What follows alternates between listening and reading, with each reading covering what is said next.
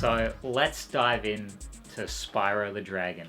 So many years ago when I did a demo discussion talking about Spyro, I would do this thing where I just talk about little snippets because it's my childhood favorite game, the ultimate one. And I would just want to talk about little things because I knew that there would be more to come. But for today, we're just going to get right into it. But let's just have some good time. Nesta, let's begin. Thank you for releasing me. Free the dragons in the artisan world, then seek out the balloonist. He'll transport you to the next world. What about Nesta Dog, I'm going after him. So, yeah, we get to explore the artisan's world, which is amazing, honestly. The fact that you get to explore, like, the first homeworld. Since there's like 5 or 6 homeworlds in the overall game, it's pretty rad. So, I'm just doing my usual collecting spiel. Some of these dragons that we collect will talk. If you want to know something, this doesn't activate the speedway, so can't do much about that. Yeah, there's just a fair amount to do, and it's the best way to advertise this game to your fellow kid. You just give them a lot to do. But do you want to know something that is a little bit different? We aren't listening to the Artisan's theme mode where it's like we're listening to the Spyro theme song. So, you know, that's pretty wild to listen to in the Artisan's homeland. Toasty isn't available. Actually, I wonder if you can see it. Let's see. Don't think we can see it, but that's okay. Oh, the extra life is gold, not silver. That's good to know. We'll start off with Dark Hollow, because this is the best, like, opening level. Like, some say Stone Hill is, like, really good to enter into, but this one is, like, it's just so moody, atmospheric. It's a beautiful nighttime stage. And do you hear that? The Dark Hollow theme is less bassy than the final product, so they're using a bit of a plucky guitar. So, I just hit that enemy because they have a shield. So, I did that automatically because I was roaming around in the level, getting the gems, learning how to jump, learning how to glide. Oh, there's a big guy. There, I just flamed him because he was way too big. And then I'm going to charge these guys because they've got shields, and I try to breathe fire on them and it's not going to work. Oh, also, by the way, these dragons, they don't talk to you. It's just text because they're in development. So those little creatures are wearing fireproof armor. Try a charge attack instead of your flame. See, they already have the enemies there, so therefore I don't need to know that information. If it was at the very beginning of the level, then I would be like, oh yeah, cool, yes. Very informative, thank you. I just love the exploration of, like, Spyro.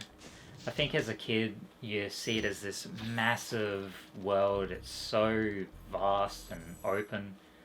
Another dragon. So use the triangle button to zoom in and look around. See, that's information that you probably wouldn't have known about that is informative. So then you can look around, your general peripheral vision. And there you go. Something you learn.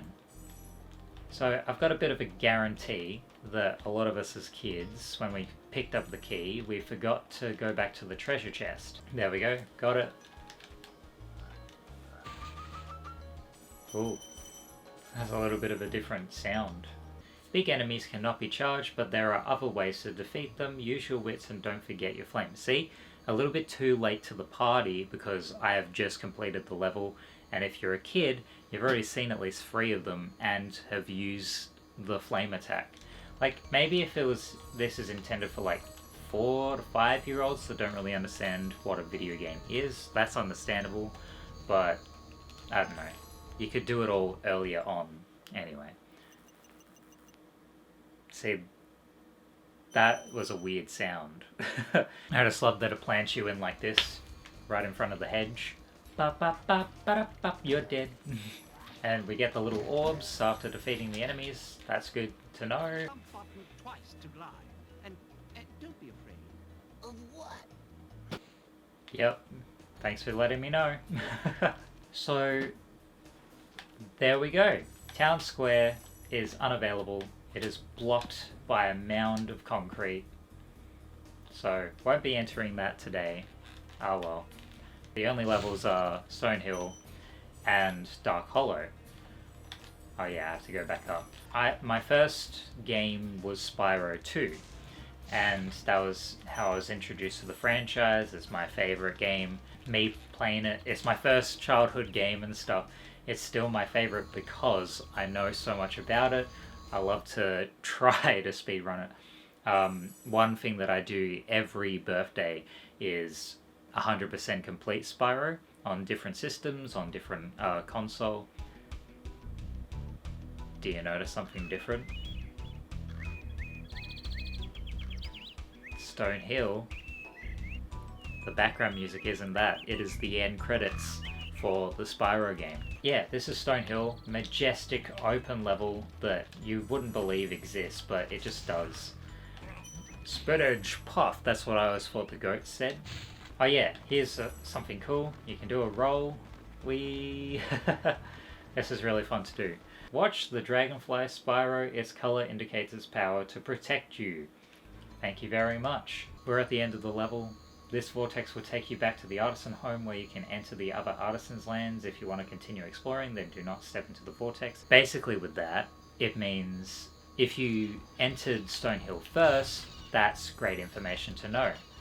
Okay, I'll remember that the red gem is in there, so I don't freak out going, where's the last gem? Going from Spyro 2 to 3 to 1 is that you can't enter any water. That is bad. You die. Like this. It's not good for you. Not good for your health, Spyro. But yeah, it's so wild to hear the end credits theme whilst going around Stonehill, because usually you get that like ba-da-ba-da-ba-da type vibe. But at the end of the day, these Spyro games are like my comfort. They're like my comfort zone.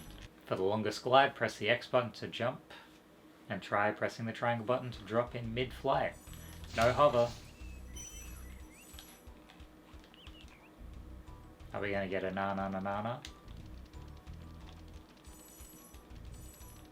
There he is. Oh, he doesn't even say it. Got him.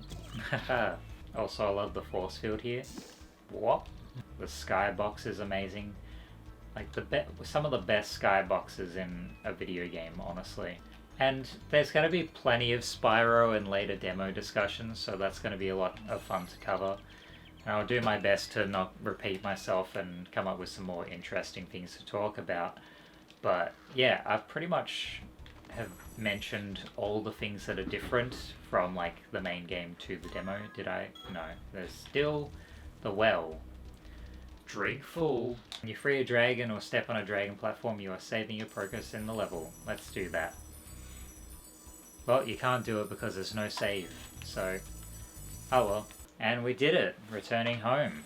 Got 200 gems there, which makes it 398. So there's 2 more gems around the area, so we'll find those. There we go, got them all. And there's the balloonist. There are many more worlds to it for you to explore. I will take you to see them when the game is finished. There we go. And that's the end. Do we get an end card? Yes, so glide, charge, jump, flame, run, and fly through over 30 breathtaking levels. Collect treasure, discover hidden levels, and learn about Spyro's world from giant real-time animated dragons. Yes. It is an amazing world-building game with the level design. Take a journey with Spyro, the biggest little hero to hit the PlayStation in 1998. There we go. See, this demo disc just gives. It's been given for at least an hour and 10 minutes at the moment. And there's still more. There's so much game. On to the next demo is Tekken 3. I'm just hoping that Lei is choosable, but I've got a feeling it might be Paul. Each Tekken installment, the visuals update so dramatically that you just go, wow, how is this even possible? Cool character models, big updates since Tekken 2. Like, just imagine Tekken 1 just being of its time, and then seeing Tekken 3 and you just go, wow, we've come so far in the span of like 3 or 4 years. Really getting you pumped for what's to come. So we only get arcade mode, can't access anything else, so let's just run into it. So we got Xiaoyu and Eddie. And immediately the character models are just so detailed. I'm gonna have to go with, yeah, Xiaoyu. Hey, I get to fight my favorite character. Oh yeah, kick him. Okay, let's see.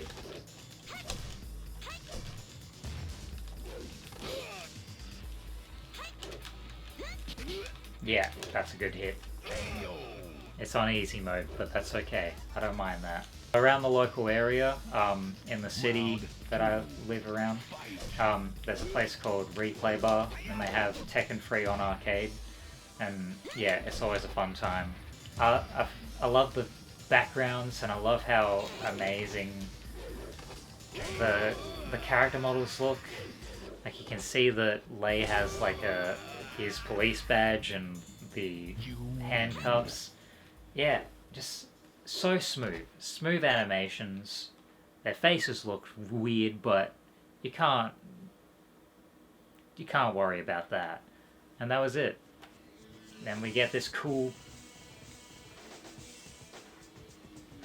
It's like a workout video. But yeah, it's just showing the character models, how smooth they roll, and you can just see how amazing this all is. Like, this hasn't aged. In a way it has, but it's playable. Like, smooth animations, smooth combos. Watching all these characters do their formations, oh my god. So from Tekken 3 to Tombi, oh god, oh my god. There is so much. This demo is huge. Another childhood favorite of mine. This was a game that was like another limited print, very expensive nowadays. And what I love about it is that it's one of those like top 10 like video game rentals that I would get. This demo introduced me to Tombi, and it's one of my favorite visual feasts. It's got a really wonderful style. It's an RPG for kids and families. It's bonkers, it's stupid, but I love it. You're gonna see why. If you haven't heard of Tombi before, I recommend having a look. It's also called Tomba in North America. The music is such a bop. So we'll start a new game. And then there's all these pig, demon things, swines.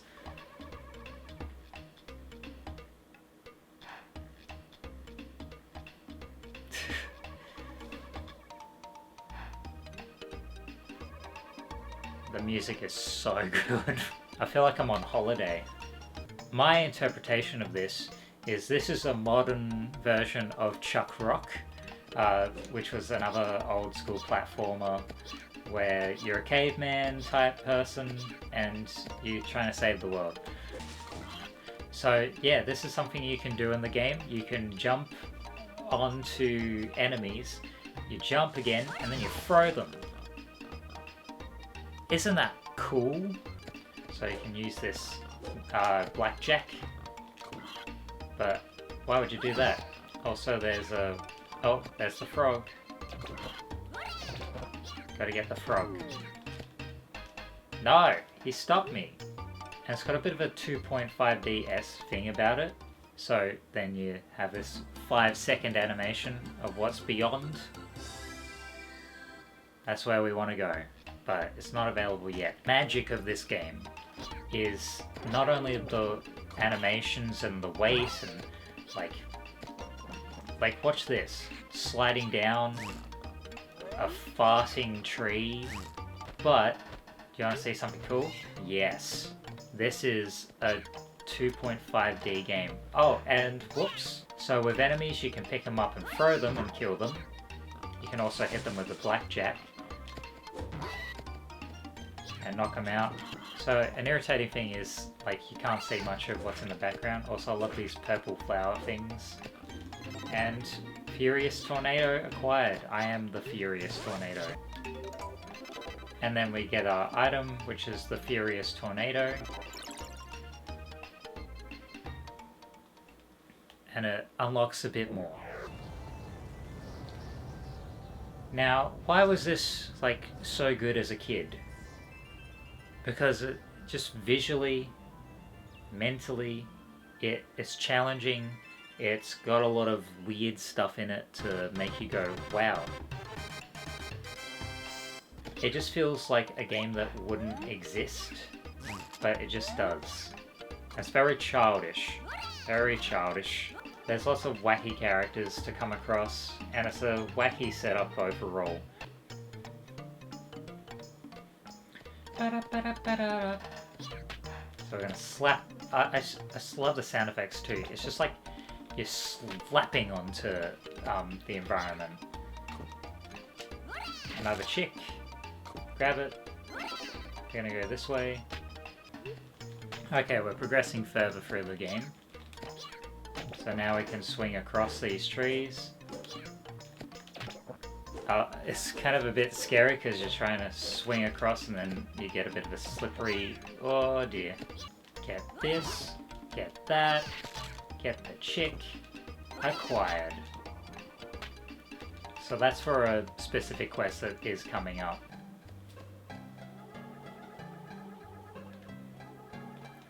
Where are my 100-year-old wise man? Found him. So I was just doing all that, so there's the chicks, and I've just saved them all. And he spewed out all the chicks. Wonderful. He is a caveman after all, so. And F&B to tell the story. This was once a beautiful, peaceful land until 7 evil pigs came. It's pretty bonkers. They suddenly appeared and used their powers to change this land into an ugly world. For some reason, the evil pigs seem to be collecting gold, because, yeah, I bet your grandpa's bracelet that was stolen, blah blah blah. The 7 evil pigs are hiding around. If you find them, I'm sure you'll be able to find your bracelet as well. Just remember to be careful. This is the land of the dwarfs now.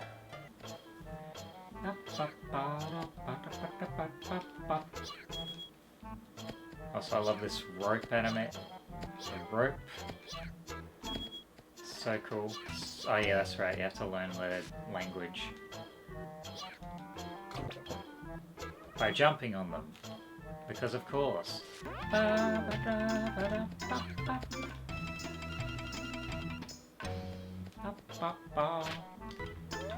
I do it? Yeah. Oh yeah, got it. And this is the dwarf village, from what I remember.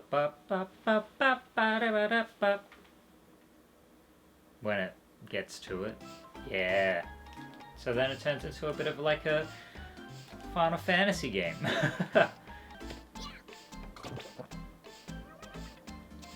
There we go. Dwarf language acquired. Got it. Several dwarves have not returned from a recent hunting. I suspect that they might be trapped by giant spores and can't move. Doors to the hut in the forest have been opened, but the deep forest is being guarded. So, gotta save them all. God, there's so much demo. It's basically like the first portion of the game. There was like these purple spider things, and we'll probably see them first up. Yeah, these. Yeah, not doing well. Got him. So you just use the blackjack to get him. But I just love the physics of this ramp. You have to make it slap. There we go. Jumping pants. Let's change items. Purple pants. I do like purple pants.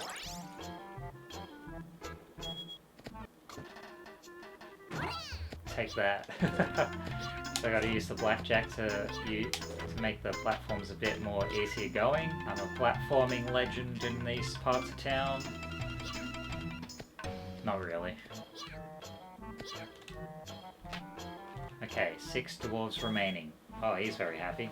Oh yeah, that's right, the marsh... These always reminded me of marshmallows for some reason, but it makes it a bit more easier. So you don't get hit by the spikes. Boomerang. Let's go said the more of the villagers. Oh, so I've got 7 lives. I'm doing really well for myself. Yeah, okay, they're hiding in the spores.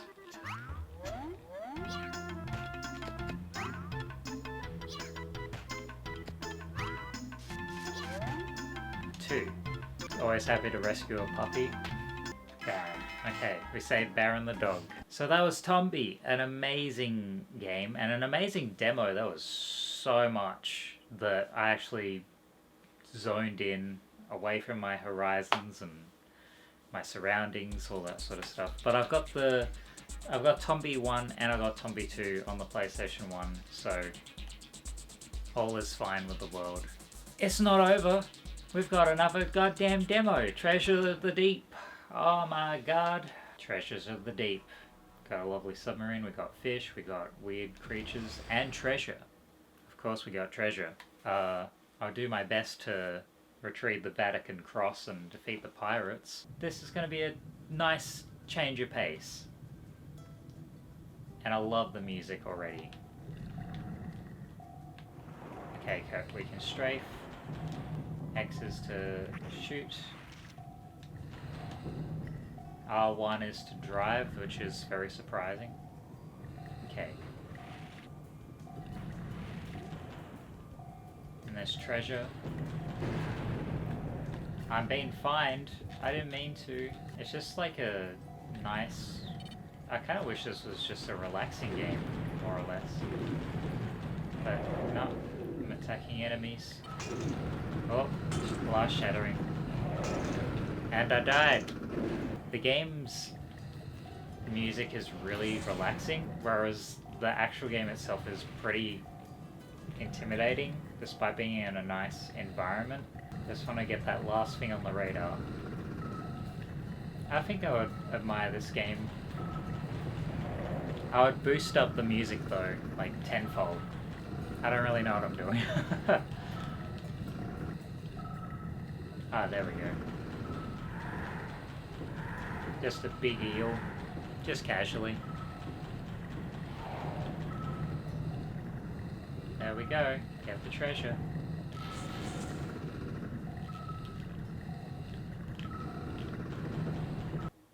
I don't know how to get out of the sub. Anyway, end card, 8 different subs, reconfigurable control settings, 3 play modes, stereo 3D effects. Yeah, peripherals, memory card and analog controls, of course.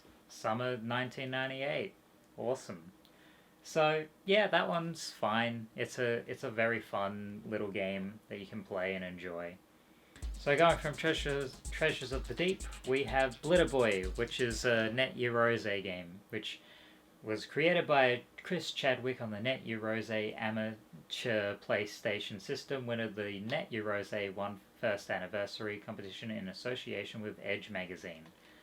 So people around the world, or specifically the UK, with the PlayStation 1 developer kit that was Net Eurose. So you purchase the console, you make the game, and this was the winner, Blitter Boy, which I remember being a lot of fun. I don't remember if this was the one... Oh, yeah, it's the Alien Invasion one. So this is kind of like an old school style arcade game. Very cool effects, very fun, fire forward, strafe fire, lots of visual noise at the moment. And here we go. And there's like little ghosts and babies. You shoot the babies.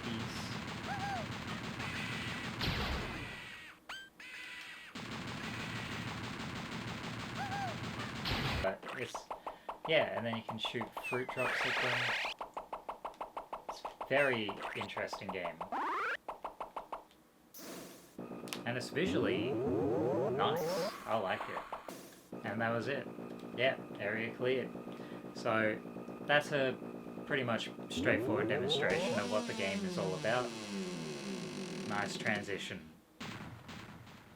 Okay, I just checked and this is the final thing in the demo. And it is a Spice World video. Yes, the Spice World video game on PlayStation 1.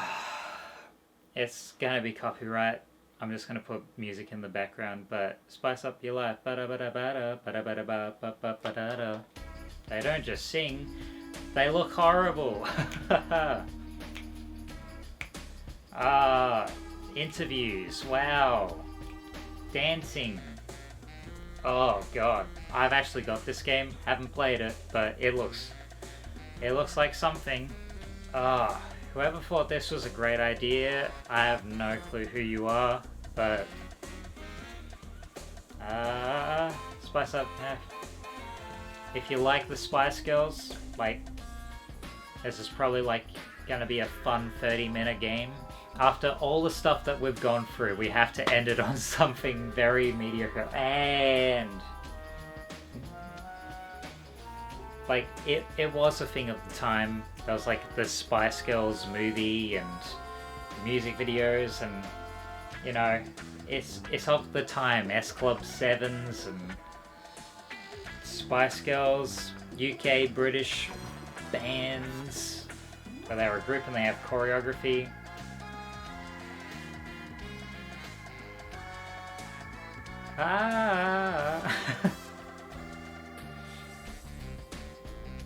Do I like the Spice Girls? I mean, I don't go out of my way to listen to them. Oh, and it's over. Well, so that was like 2 hours and 11 minutes of me playing demos. This was probably the best way to spend the morning, with lots of varied games, lots of very interesting worlds to enter. So thank you very much for watching Demo Discussion, and I will see you in the next one. Ta-ra. Bye bye.